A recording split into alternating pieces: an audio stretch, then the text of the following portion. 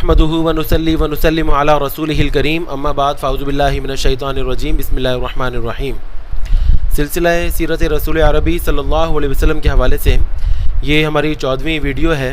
اور اس میں ہم آپ کو سن 2 ہجری کے واقعات، اہم واقعات جو ہے آپ کو بتائیں گے۔ پہلی ہجری کا جب اختتام ہوا تو دوسری ہجری میں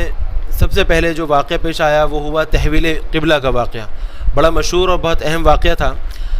ہجرت کے بعد تقریباً 16 یا 17 مہینے نبی علیہ السلام بیت المقدس کی طرف منہ کر کے نمازیں پڑھتے رہے، لیکن نبی علیہ السلام کی خواہش تھی کہ جو قبلہ ہو وہ خانہ کعبہ ہو۔ اچھا، مسلمانوں کو یہودی بھی یہ طعنے دیا کرتے تھے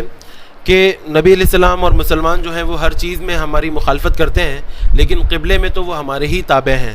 تو ہمارا جو قبلہ بیت المقدس ہے وہی مسلمانوں کا ہے، مسلمان اسی کو فالو کرتے ہیں، تو مسلمانوں کو طعنے دیا کرتے تھے۔ تو نبی علیہ السلام کی بڑی خواہش تھی کہ جو خانہ کعبہ ہے وہ قبلہ بن جائے، تو اسی بات کو اللہ تبارک و تعالیٰ نے دوسرے سپارے میں ذکر فرمایا کہ قد نرى تقلب وجهك في السماء فلنولينك قبلة ترضاها، کہ اے محبوب صلی اللہ علیہ وسلم، تحقیق ہم آپ کی نظروں کا بار بار آسمان کی طرف پلٹنا بخوبی دیکھ رہے ہیں، تو فلنولینک قبلۃ ترضاها، عن قریب ہم آپ کو ایسے قبلے کی طرف پھیر دیں گے جس سے آپ راضی ہوں گے۔ تو مفسرین اس آیت کی تفسیر میں فرماتے ہیں کہ نبی علیہ السلام کی شان میں یہ آیت نازل ہوئی اللہ تعالیٰ کی، کہ اللہ تعالیٰ کو اپنے محبوب کی جو فکر تھی، جو ان کی سوچ تھی، اس کا کتنا خیال تھا کہ نبی علیہ السلام جو بار بار آسمان کی طرف دیکھتے تھے نظریں اٹھا کے، تو اللہ تعالیٰ تو دلوں کے حال سے واقف ہے، تو اللہ تعالیٰ نے اس بات کو بیان فرما دیا۔ چنانچہ ماہ رجب کی 15 تاریخ یا ماہ شعبان کی 15 تاریخ تھی، تو اس میں ظہر کی نماز میں، پیر کا دن تھا، ظہر کی نماز نبی علیہ السلام نے مسجد بنی سلمہ کی مسجد میں ادا فرما رہے تھے، تو تیسری رکعت کے رکوع میں وہی نازل ہو گئی کہ فولی وجہ کا شطر المسجد الحرام وحیث ما کنتم فولوا وجوہکم شطرہ، کہ اے نبی صلی اللہ علیہ وسلم اپنے چہرے کو آپ مسجد الحرام کی طرف پھیر لیجئے، اور اے مسلمانوں تم جہاں کہیں بھی ہو اپنے چہرے کو مسجد حرام کی طرف پھیر لو۔ چنانچہ نبی علیہ السلام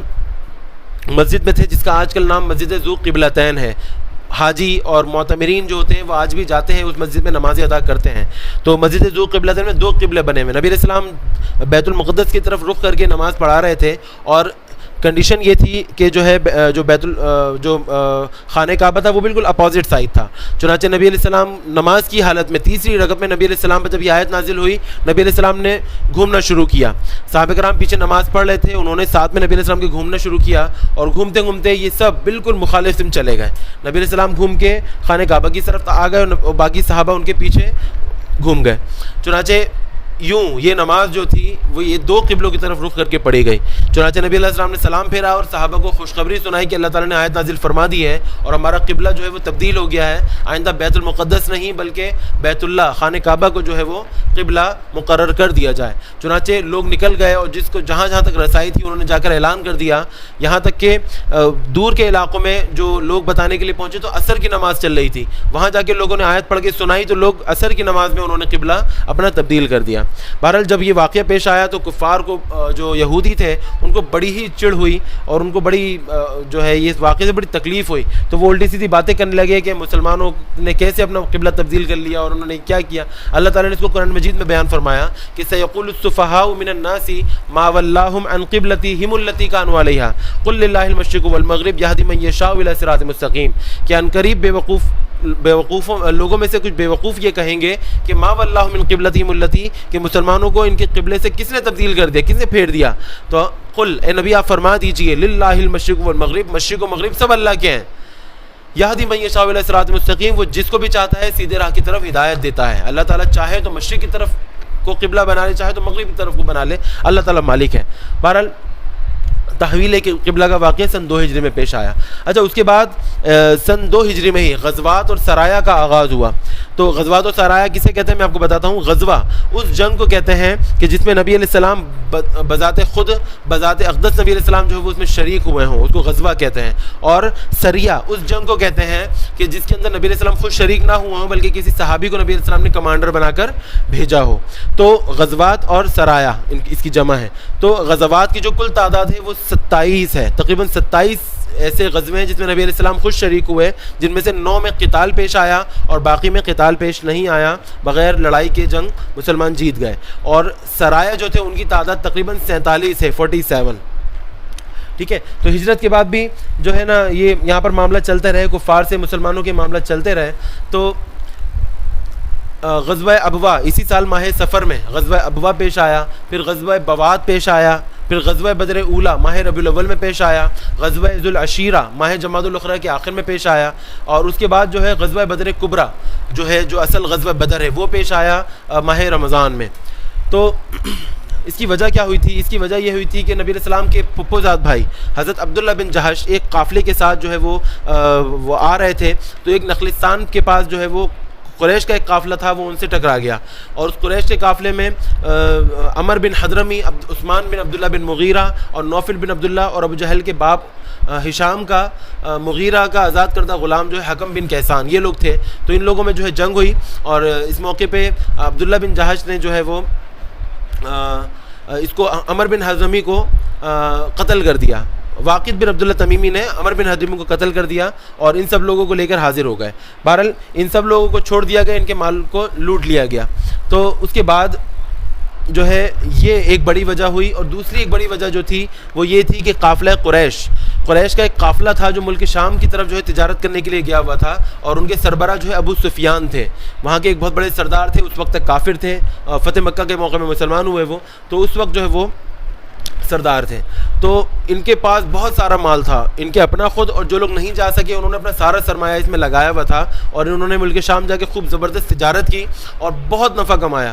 روایت میں آتا ہے کہ ان کے پاس تقریباً 50,000 پاؤنڈ کی مالیت کا سامان تھا. 50,000 پاؤنڈ بڑی ایک جو ہے رقم تصور کی جاتی تھی. تو یہ اتنا زبردست سرمایہ لے کر واپس آ رہے تھے. تو جب یہ بدر سے قریب جو پہنچے، یہ ملک شام کے راستہ مدینے سے ہوتا ہوا گزرتا تھا، تو جب وادی بدر کے پاس قریب پہنچے تو مسلمانوں کو اس کی اطلاع ملی. نبی علیہ السلام نے فوراً مسلمانوں کو ان کے نکلنے کی اطلاع دی. سیدنا جبریل امین نے حضور علیہ السلام کو بتایا، تو حضور نے مسلمانوں کو اطلاع دی، اور جلدی سے تیاری کر کے 12 رمضان کو یہ جو ہے مسلمانوں کا قافلہ نکلا. اچھا، مسلمانوں کا جو قافلہ تھا وہ بہت زیادہ لوگوں پر مشتمل نہیں تھا. وہ تقریباً 308 لوگ تھے جو کہ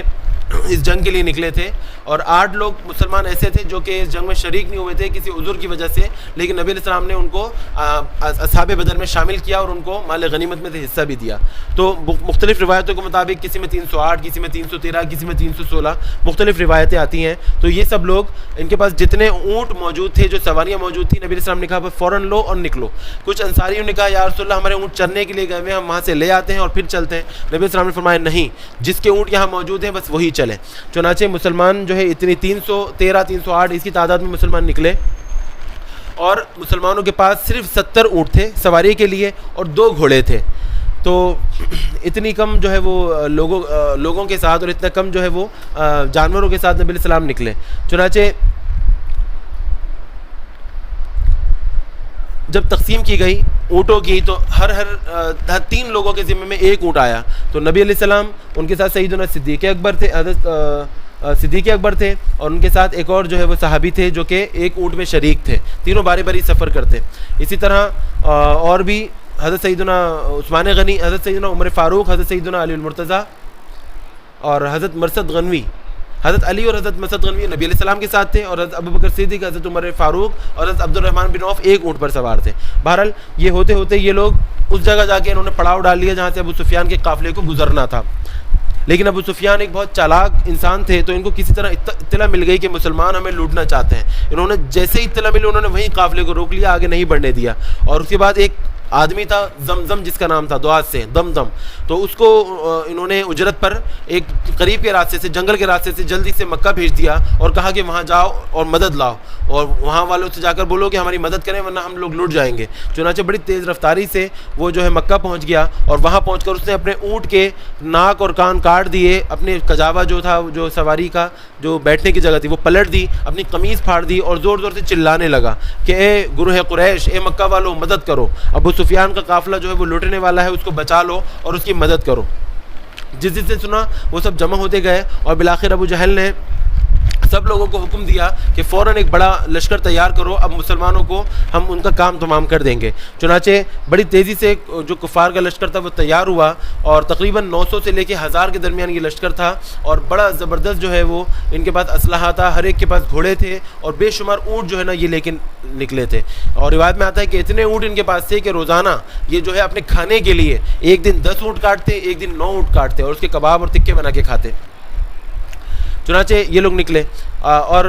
مکے کے تقریباً تمام جو ہے بڑے سردار اس میں شامل تھے سوائے ابو لہب کے۔ ابو لہب پیچھے رہ گیا، اور اس نے لیکن اپنے عوض ابو جہل کے بھائی عاص بن ہشام کو جو ہے بھیجا، جو کہ ان کا 4000 درہم کا مقروض تھا۔ تو ابو لہب نے اس کا قرض معاف کیا، بدلے میں ابو لہب کی جگہ یہ عاص بن ہشام جو ہے وہ یہ جنگ میں شامل ہوا۔ اچھا، جب نکلنے والے ہوئے تو نکلنے سے پہلے قریش کو، ان کو مکہ والوں کو یہ فکر لاحق ہوئی کہ بنو کنانہ ہم پر حملہ نہ کر دیں، کیونکہ بنو کنانہ سے ان کی لڑائی چل رہی تھی اور کسی شخص کو قتل کیا ہوا تھا، تو ان کو یہ ڈر لاحق ہوا کہ ہمارے پیچھے میں بنو کنانہ والے ہم پر حملہ نہ کر دیں، عورتیں بچے ہوں گے تو یہ کس طرح جنگ لڑیں گے۔ لیکن شیطان تو مسلمانوں کا کھلا دشمن ہے۔ شیطان نے فوراً بنو کنانہ کے سردار سراقہ بن مالک، جو کہ اس وقت مسلمان نہیں تھے،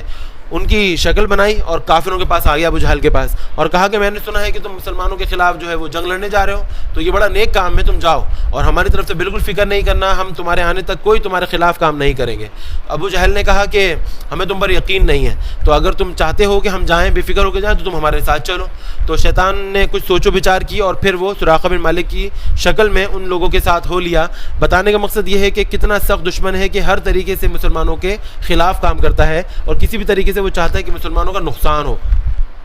چنانچہ یہ قافلہ چل پڑا، اور ان کے ساتھ گانے بجانے والی عورتیں تھیں، اور ان کے ساتھ شراب کے بڑے بڑے مٹکے تھے، جہاں رات میں رکتے قیام کرتے وہاں یہ لوگ جو ہے وہ اونٹ کاٹ کے اس کے کباب بناتے، وہ کھاتے، شرابیں پیتے، اور جو ہے ناچ گانا ان کا چلتا۔ اچھا، ادھر ابو سفیان کو جب اطلاع ملی مسلمان ایک جگہ کھڑے ہیں، تو وہ ساحل سمندر کے راستے سے جو ہے ابو سفیان اپنے قافلے کو لے کے بخیر و عافیت جو ہے وہ مکہ پہنچ گیا۔ وہاں پہنچ کے پتہ چلا کہ ابو جہل جو ہے وہ اپنے لشکر کو جو ہے وہ لے کے نکل چکا ہے۔ اس نے ایک بندے کو دوڑایا اور کہا کہ ابو جہل سے کہو کہ واپس آ جائے، ہم بخیریت پہنچ چکے ہیں۔ وہ قاصد بڑی تیزی سے سفر کر کے وہاں پہنچا اور ان کو بتایا، تو انہوں نے کہا یہ تو بہت ہی اچھا ہو گیا کہ ہمارا قافلہ بچ گیا، اب ہمارا صرف ایک ہی مقصد ہے کہ ہم مسلمانوں کا کام تمام کر دیں گے، چنانچہ ہم واپس نہیں آئیں گے یہاں تک کہ ہم مدینہ جائیں گے، وہاں جا کے مسلمانوں کا کام تمام کریں گے، اور پورے مکہ پر ہماری دھاک بیٹھ جائے گی۔ غرور و تکبر کے نشے میں تھے یہ لوگ۔ بہرحال مسلمانوں سے پہلے جو ہے یہ لشکر جو تھا کفار یہ میدان بدر میں پہنچ گیا، اور وہاں پہنچ کے انہوں نے جو پانی کے جو کنویں تھے، جو 2-3 چھوٹے موٹے تھے، ان کو بند کر دیا پتھر ڈال کے، اور جو بڑا کنواں تھا اس پر قبضہ کر کے بیٹھ گئے۔ اور چونکہ پہلے پہنچے تھے تو ان کو بینیفٹ، ان کو فائدہ یہ ہوا کہ جو نچلی جگہ تھی جہاں پر جو ہے وہ چلنے میں آسانی تھی، تو وہاں جا کے انہوں نے قبضہ کر لیا، پانی ان کے قبضے میں تھا۔ اچھا، ادھر نبی علیہ السلام کو پھر اطلاع ملی کہ ابو سفیان اپنا قافلہ بچا کے نکل جانے میں کامیاب ہو گیا ہے، تو اس وقت حضرت سیدنا جبریل امین جو ہے ان کے پاس آئے مقام صفرا پہ، اور وہاں پر جو ہے 2 گروہوں میں سے ایک گروہ کا وعدہ لائے، جس کا ذکر اللہ تعالیٰ نے سورہ انفال میں بیان فرمایا، وَإِذْ يَعِدُكُمُ اللَّهُ إِحْدَى الطَّائِفَتَيْنِ أَنَّهَا لَكُمْ وَتَوَدُّونَ أَنَّ غَيْرَ ذَاتِ الشَّوْكَةِ تَكُونُ لَكُمْ، یعنی اے مسلمانوں وہ وقت یاد کرو جب اللہ تعالیٰ نے تم سے وعدہ فرمایا تھا کہ 2 گروہوں میں سے ایک گروہ تمہارا ہو جائے گا، اور تم چاہتے تھے کہ جو کم ہمت والا گروہ ہو، کم مسلح گروہ ہو، غیر مسلح ہو، وہ تمہارا ہو جائے۔ چنانچہ یہاں پر 2 گروہ سے مراد ابو جہل اور ابو سفیان کا لشکر ہے۔ تو نبی علیہ السلام نے جب یہ آیت سنائی صحابہ کو، نبی علیہ السلام نے جب صحابہ سے مشورہ کیا، تو جو ایک ایسا گروہ تھا، کم مسلمان ایسے تھے کچھ جو چاہتے تھے کہ ابو سفیان کے لشکر سے جو ہے وہ جنگ ہو جائے اور مقابلہ ہو جائے، تاکہ زیادہ محنت نہ کرنا پڑے اور زیادہ مال ہاتھ آئے۔ تو نبی علیہ السلام کو ناگوار گزرا، تو جب صحابہ نے دیکھا کہ نبی علیہ السلام جو ہے وہ ناراض ہو رہے ہیں، تو سیدنا صدیق اکبر کھڑے ہوئے اور نبی علیہ السلام کی حمایت میں تقریر کی۔ اس کے بعد حضرت سیدنا عمر فاروق کھڑے ہوئے اور خوب تقریر کی۔ اس کے بعد حضرت ایک صحابی ہیں جن کا نام ہے حضرت مقداد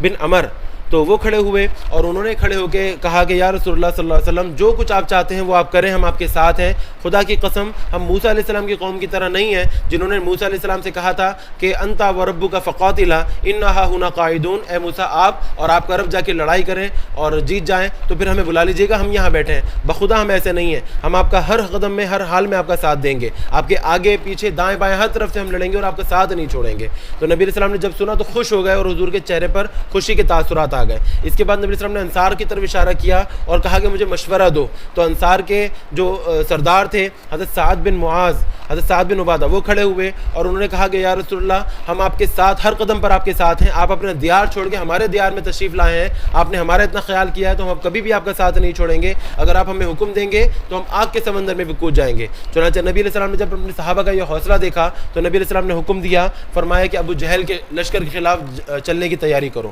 چنانچہ یہ سب کے سب پورا لشکر تھا اسی وقت وہاں سے اٹھا اور جنگ میدان بدر کی طرف جو ہے وہ یہ چل پڑا۔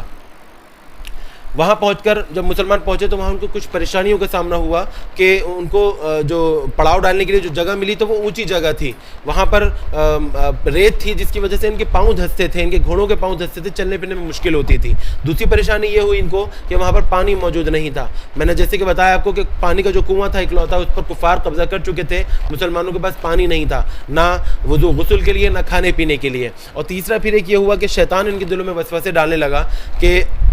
تم جو ہے اللہ تعالیٰ کے نیک بندے ہو، اللہ کے مقرب بندے تم ہو، تم یہاں پر اللہ کے دین کے خاطر لڑنے کے لیے آئے ہو اور جو ہے تمہارا کوئی جو ہے وہ والی مددگار نہیں ہے، تمہارے پاس یہاں سہولتیں موجود نہیں ہیں، تو تم واقعی ایسا تو نہیں کہ تم غلط دین پر ہو۔ تو مسلمانوں کے دل میں یہ وسوسے آنے لگے، تو یہ مشکلات کا سامنا ان کو ہونا پڑا۔ تو اللہ تعالیٰ نے ان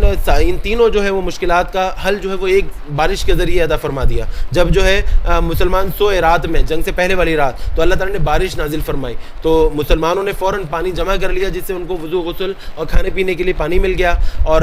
اس بارش کی وجہ سے یہ برکت ہوئی کہ جو مسلمان اونچی جگہ پہ تھے، کافر نیچی جگہ پہ تھے، وہ بارش جب پڑی تو مسلمانوں کی جگہ سے ساری مٹی اور ریت پھسل کے اور کیچڑ بن کے کافروں کی جگہ پر آ گئی۔ مسلمانوں کو چلنے پھرنے کے لیے سخت زمین مل گئی، چلنے پھرنے میں آسانی ہونے لگی، کافروں کو پریشانی ہونے لگی کیچڑ کی وجہ سے۔ اور تیسرا فائدہ یہ ہوا کہ شیطان کا جو وسوسہ تھا وہ دھل گیا، مسلمانوں کو یقین ہو گیا کہ دیکھو اللہ تعالیٰ ہمارے ساتھ ہے۔ تو یہ ان بے شمار انعامات میں سے ایک انعام تھا جو اللہ تعالیٰ نے میدان بدر میں مسلمانوں پہ فرمایا۔ اس کے بعد مسلمان وہاں پہنچ کے نبی علیہ السلام نے مسلمانوں کی صفیں ترتیب دیں اور مسلمانوں کے جو ہے خیمے وغیرہ لگائے۔ نبی علیہ السلام کو کے آرام کے لیے ایک عریش بنا دیا گیا، 2 کھجوروں کے درخت کے بیچ میں سائبان بنا دیا گیا، تو وہاں نبی علیہ السلام اور ان کے ساتھ سیدنا صدیق اکبر رضی اللہ عنہ تھے۔ تو اس کے بعد نبی علیہ السلام نے میدان بدر کا دورہ کیا اور وہاں دورہ کر کے نبی علیہ السلام کے ہاتھ میں ایک چھڑی تھی، نبی علیہ السلام نے مختلف جگہوں پر مختلف جو ہے کافروں کے نام لیے، کہا کہ اس جگہ کل فلاں کافر کی لاش پڑی ہوگی، اس جگہ کل فلاں کافر کی لاش پڑی ہوگی۔ چنانچہ صحابہ کرام بیان فرماتے ہیں کہ جب جنگ ختم ہوئی ہم نے دیکھا تو بخدا اس جگہ اسی کافر کی لاش پائی گئی جس کے نبی علیہ السلام نے نام لیا تھا، اور اسی جگہ پائی گئی جس طرح حضور نے فرمایا تھا، نہ 1 انچ آگے نہ 1 انچ پیچھے۔ تو یہ نبی علیہ السلام کا معجزہ تھا، یہ غیب کا علم تھا جو اللہ تعالیٰ نے ان کو عطا فرمایا تھا، اور جنگ سے پہلے نبی علیہ السلام نے کافروں کی لاشوں کا بتا دیا تھا کہ کون کون مر جائے گا اس میں۔ اس کے بعد اچھا یہ جو ہے 17 رمضان کی رات تھی، تو اس میں پھر اللہ تعالیٰ کے مزید انعامات ہوئے مسلمانوں پر، اور کہ اللہ تبارک و تعالیٰ نے مسلمانوں پر نیند کی چادر اڑا دی، جو کہ غزوہ سورہ انفال کے دوسرے رکوع میں اللہ تعالیٰ نے ارشاد فرمایا وَإِذْ يُغَشِّيكُمُ النُّعَاسَ أَمَنَةً مِّنْهُ، کہ اللہ تعالیٰ نے احسان فرمایا مومنوں پر کہ ان پر نیند کی چادر اڑا دی۔ آپ اندازہ کریں کہ کل جنگ ہونی ہے، مقابلے میں کافر ہیں جو کہ 3 گنا زیادہ ہیں، یہ 313 اگر ہیں تو وہ 900 950 ہیں، اور اسلحہ ان کے پاس خوب ہے، ان کے پاس کم ہے، ان کے پاس سواری کے جانور خوب ہیں، ان کے پاس کم ہے۔ تو اس حالت میں جب پتہ ہے کہ کل جنگ ہونی ہے، چین سکون نہیں ہونا چاہیے تھا، مسلمانوں کو نیند نہیں ہونی چاہیے تھی، یہ ایک عقل کا تقاضا ہے، لیکن اللہ تعالیٰ نے انعام نازل فرمایا، مسلمان سکون سے سو گئے، سارے کے سارے مسلمان سو گئے، اور جب صبح اٹھے تو بالکل حشاش بشاش اور فریش تھے۔ اور جو کافر تھے مسلمانوں کے برخلاف، ان کو نیند نہیں آئی، ساری رات جو ہے وہ ادھر ادھر پریشان گھومتے رہے، اور جب جنگ شروع ہوئی تو وہ نیند کا ان پر غلبہ تھا اور ان کے سروں میں جو ہے وہ درد تھا۔ نتیجے کے طور پہ جب جنگ ہوئی تو مسلمان بہت ہی آسانی کے ساتھ یہ جنگ جیت گئے۔ تو یہ ایک انعام تھا مسلمانوں پر اللہ تعالیٰ کے کہ ان پر نیند کی چادر اڑا دی۔ اچھا پھر جب وہ رات آئی تو نبی علیہ السلام پوری رات نہیں سوئے، نبی علیہ السلام سجدے میں گرے اور دعائیں مانگتے رہے اللہ تعالیٰ سے کہ یا اللہ مسلمانوں کی مدد فرما، یہ چند مسلمان ہیں، مٹھی بھر مسلمان ہیں، تیرے دین کے خاطر یہاں لڑنے آئے ہیں، تیرے رسول کی مدد کرنے کے لیے آئے ہیں، یا اللہ اگر ان کو کچھ ہو گیا تو قیامت تک تیرا نام لینے والا دنیا میں کوئی نہ ہوگا، یا اللہ ان کی مدد فرما، یا اللہ مسلمانوں کی مدد فرما۔ چنانچہ سیدنا صدیق اکبر فرماتے ہیں نبی علیہ السلام اتنا روئے سجدے میں کہ نبی علیہ السلام کی داڑھی جو تھی وہ آنسوؤں سے تر ہو گئی، اور نبی علیہ السلام کے کندھے پہ چادر پڑی تھی وہ پھسل کے نیچے گر گئی۔ تو جب یہ ہوا تو حضرت سیدنا صدیق اکبر نے حضور کو اٹھایا کندھے سے پکڑ کے، ان کی چادر صحیح کی، اور نبی علیہ السلام لپٹ گئے اور کہا کہ یا رسول اللہ آپ غم نہ کریں، اللہ تعالیٰ ضرور ہماری مدد فرمائے گا۔ تو اس موقع پہ نبی علیہ السلام پہ کچھ غنود کی طاری ہوئی، اور پھر نبی علیہ السلام کو جب افاقہ ہوا اٹھے تو نبی علیہ السلام کے چہرے پر خوشی کے تاثرات تھے، فرمایا کہ اے صدیق اکبر، اے ابو بکر، مبارک ہو، اللہ تعالیٰ کی مدد آپ پہنچی۔ وہ دیکھو فرشتے ہیں جو آسمان سے جو ہے قطار بنا کر اتر رہے ہیں، جبریل امین ان کے ساتھ موجود ہیں۔ اس واقعے کا ذکر بھی اللہ تعالیٰ نے سورہ انفال میں بیان فرمایا۔ بہرحال فرشتے جو ہے وہ اس جنگ میں اترے تھے۔ اگلے دن جب جنگ شروع ہوئی تو شروع سے ہی مسلمانوں کا پلڑا بھاری تھا، اور مسلمان جو ہے وہ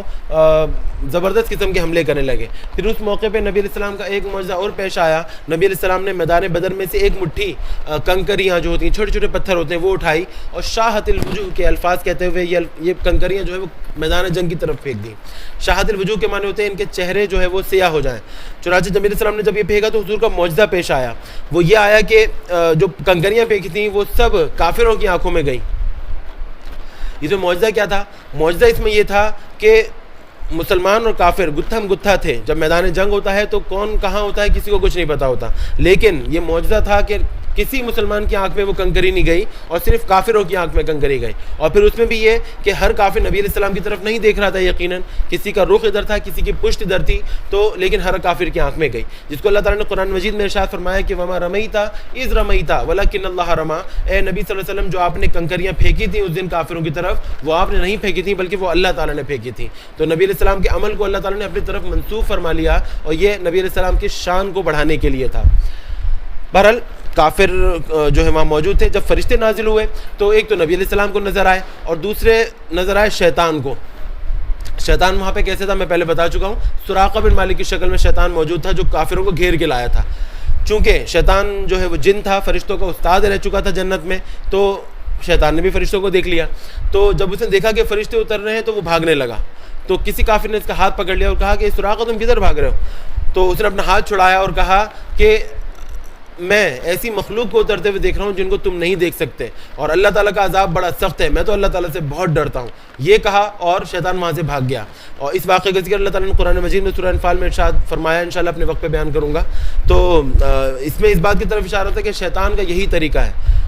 کافر ہوں مسلمان ہوں وہ سب کا دشمن ہے۔ وہ مسلمانوں کو، وہ انسانوں کو جو ہے وہ گھیر گھار کے، شہد لگا کے، مکھن پالش کر کے وہ گھیر گھار کے لاتا ہے، جہنم کے کنارے گڑھے پہ لاتا ہے، اور اس کے بعد چھوڑ کے بھاگ جاتا ہے۔ تو وہ اس کا طریقہ ہے مسلمانوں کو خاص طور پہ، اور انسانوں کو چاہیے کہ اس کے شر سے بچ کر رہیں، اس کی باتوں میں نہ آئیں، جیسے کہ اس نے غزوہ بدر میں کیا، کافروں کو گھما پھرا کے لے کر آیا، اور وہاں آگے جب اس نے دیکھا فرشتے اتر رہے ہیں، مقابلہ نہیں ہو سکتا، تو یہ بھاگ گیا وہاں سے۔ بہرحال بری طرح جو ہے وہ کافر ہارے، 70 کافروں کو قتل کر دیا گیا، جس میں ابو جہل بھی شامل تھا۔ 70 کافروں کو گرفتار کر لیا گیا، اور باقی سب اپنی جان بچا کر بھاگ گئے، سارا مال و اسباب چھوڑ کے بھاگ گئے۔ اور جنگ کے بعد نبی علیہ السلام نے جب دیکھا تو سارے کافروں کی لاشیں پڑی ہوئی تھیں، سب کو اٹھوا کر، بڑے بڑے جو سردار تھے ان کی کافروں کی لاشوں کو اٹھوا کر جو ہے وہ گڑھوں میں ڈال دیا گیا، اور جو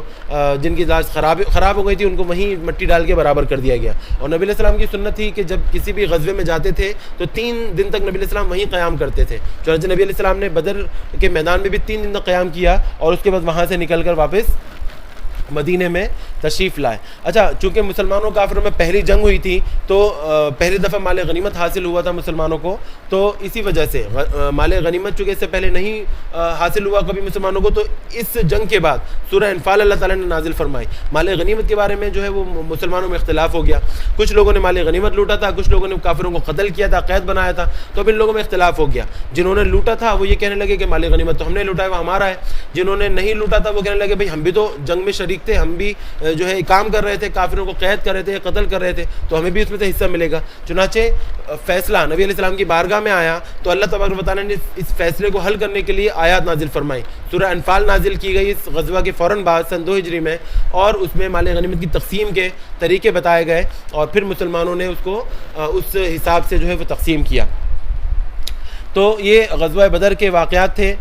جو کہ آپ نے جو ہے سماعت فرمائے. اس میں مسلمانوں کی مدد کے لیے فرشتے اترے تھے, اور پہلے 1000 فرشتے اترے, بعد میں 3000 ہو گئے, اور بعد میں بصورت صبر و تقویٰ وہ 5000 ہو گئے, جیسے کہ قرآن کی دوسری آیتوں میں اس کا اشارہ موجود ہے.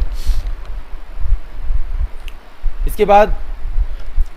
کافر جو تھے وہاں سے جو بھاگے تھے, ان کا جو ہے پورے مکہ میں, پورے عرب میں ان کا جو ہے وہ رسوائی ہو گئی, اور انہوں نے پھر قسم کھائی تھی کہ ہم مسلمانوں سے اس جنگ کا جو ہے وہ بدلہ لیں گے, تو جس میں ابو سفیان وغیرہ شامل تھے. اچھا, اس جنگ میں کافر تو 70 مرے تھے, لیکن جو مسلمان شہید ہوئے تھے وہ 14 تھے, جن میں سے 6 مہاجرین تھے اور 8 جو ہے وہ انصاری شامل تھے, تو جو کہ شہید ہو گئے تھے, اور ان لوگوں کو پھر لا کر ان کی تدفین کی گئی. پھر نبی علیہ السلام نے وہیں موجود رہتے ہوئے, اچھا حضرت سیدنا عثمان غنی اس جنگ میں شریک نہیں ہوئے تھے, کیونکہ ان کی اہلیہ نبی علیہ السلام کی بیٹی حضرت سیدنا